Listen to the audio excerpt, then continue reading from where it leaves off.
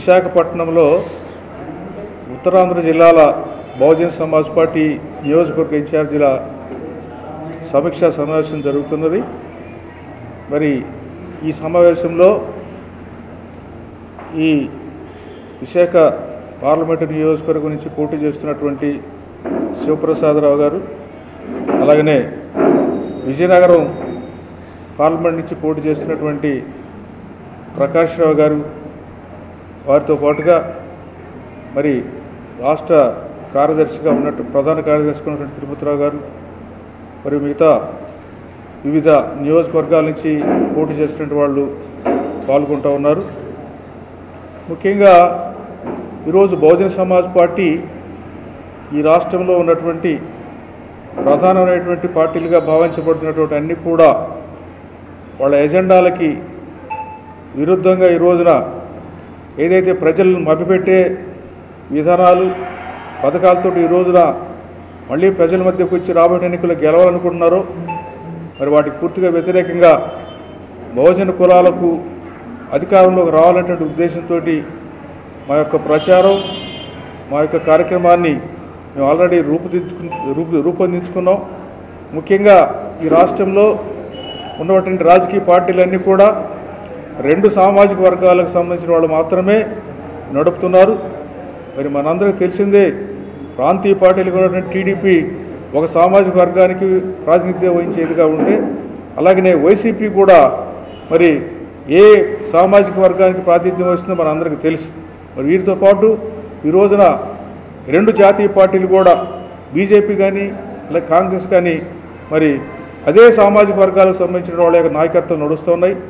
మొత్తం ఈ రాష్ట్రంలో ఉన్నటువంటి పార్టీలన్నీ కూడా 2 కులాలకు సంబంధించినటువంటి వాళ్ళ పరిపాలన ప్రధానమైన ధ్యేయంగా పెట్టుకొని పనిచేస్తూ ఉన్నాయి. కాబట్టి బహుజన్ సమాజ్ పార్టీ మేము కోరుతూ ఉన్నాం, ఈ రోజున ప్రజలందరికీ ఈ 2 సామాజిక వర్గాలు 2 కులాల యొక్క పరిపాలన పోవాలని, బహుజన కులాల యొక్క పరిపాలన రావాలని చెప్పి ఈ రోజున మా ఒక నినాదంతో రాబోయే ఎన్నికల్లో బహుజన సమాజ్ పార్టీకి ముందుకెళ్తా ఉన్నది. కాబట్టి ఈ 2 కులాల యొక్క ప్రాతినిధ్యం వహించేటువంటి ఈ పార్టీలు ప్రధానంగా వైసీపీ, టీడీపీలు అధికారులు ఉన్నంత కాలం కూడా ఈ రాష్ట్రంలో ఉన్నటువంటి బహుజనులకు ఏమాత్రం న్యాయం జరగదు. కాబట్టి మన యొక్క సమస్యలు పరిష్కారం కావాలంటే మన జనాభా ప్రాతిపదిక మీద అన్ని బహుజన కులాలు మరి బహుజన సమాజ్ పార్టీలో పోటీ చేసి రాబోయే ఎన్నికల్లో గెలిచి ఖచ్చితంగా ఈ రాష్ట్రంలో బహుజన కులాల యొక్క పరిపాలన తీసుకుని వస్తామని చెప్పి సందర్భంగా తెలియజేస్తా ఉన్నాం. జై భీమ్. నా పేరు పెదబెంకి శివప్రసాదరావు. ఈ విశాఖపట్నం లోక్సభ స్థానానికి మెంబర్ ఆఫ్ పార్లమెంటుగా పోటీ చేయడానికి అవకాశం కల్పించిన బహుజన్ సమాజ్ పార్టీ రాష్ట్ర అధ్యక్షులు పక్క పరంజ్యోతి గారికి నా యొక్క నమస్కారాలు.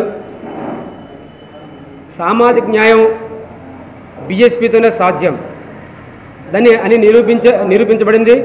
అందులో భాగంగానే బీసీ వర్గానికి చెందిన నన్ను ఈ విశాఖపట్నం నుండి పోటీ చేయడానికి అవకాశం కల్పించబడింది. మరి ఈ విశాఖపట్నంలో స్వతంత్రం వచ్చిన దగ్గర నుంచి కూడా 2 కులాలే వాళ్ళే ఎంపీలుగా ఇక్కడ పోటీ చేయడం గెలవడం జరుగుతుంది. మరి చరిత్రని బద్దలు కొట్టేటట్టుగా బహుజన్ సమాజ్ పార్టీ మొట్టమొదటిసారిగా విశాఖపట్నం నుంచి బీసీ వర్గానికి ఇవ్వడం చాలా అదృష్టం, బీసీలందరూ అదృష్టం.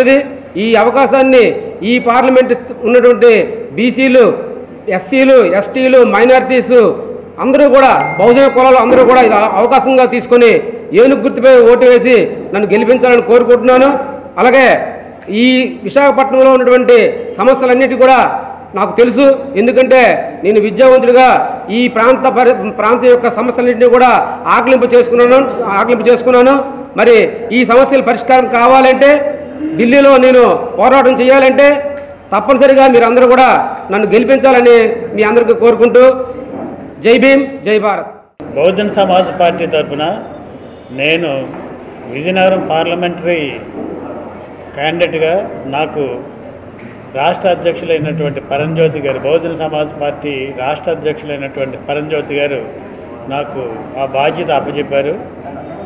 అదేవిధంగా బహుజన సమాజ్ పార్టీ సిద్ధాంతపరమైనటువంటి సమన్యాయం, మానవ హక్కులు, రాజ్యాంగాన్ని పరిరక్షించే బాధ్యతగా ఈ తాలూకా బహుజన సమాజ్ పార్టీ పునాదులన్నీ కూడా రాజ్యాంగ రక్షణ, అంబేద్కర్ భావజాలాన్ని అమలుపరచాలని, బహుజనులుగా ఉన్నటువంటి అందరికి కూడా ఒక న్యాయం జరగాలని, వారికి ఏ విధమైనటువంటి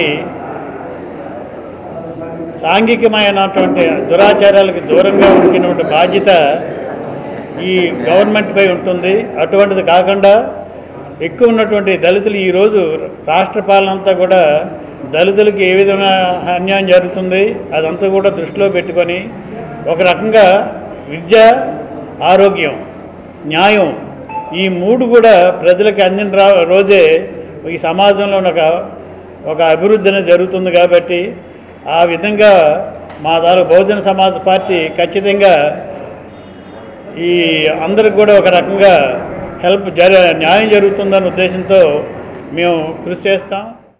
ప్రజలు అంటే బహుజనులు అంటే ఎవరు?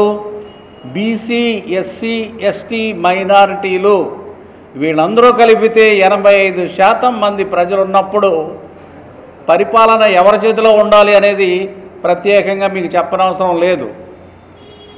పరిపాలన ఖచ్చితంగా ఈ బహుజనుల చేతిలోకే రావాలి, అది వచ్చి తీరుతుంది. మీరందరూ బహుజనుల కిందే వస్తారు. చూసేవాళ్ళు, ఈ ఛానల్స్ చూసేవాళ్ళు అందరూ బహుజనులే. అయ్యా, నేను కోరేది ఏంటంటే ఈ ప్రచారపు దుమారంలో మీరు కొట్టుకుపోవద్దు. ఇప్పుడు జరుగుతున్నదంతా ప్రచార దుమారం. ఎందుకంటే వాళ్ళకి ఓట్లు లేవు. మన ఓట్లను కాజేయడానికి, మన ఓట్లను దొంగిలించడానికి వాళ్ళు విపరీతమైనటువంటి ప్రచారం.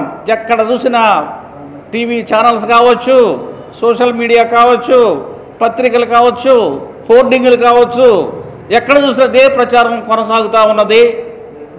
మీరు దాన్ని చూసి ఏమీ భయపడక్కర్లేదు. ఎందుకంటే ఓట్లు మనవి, సీట్లు కూడా మనవే.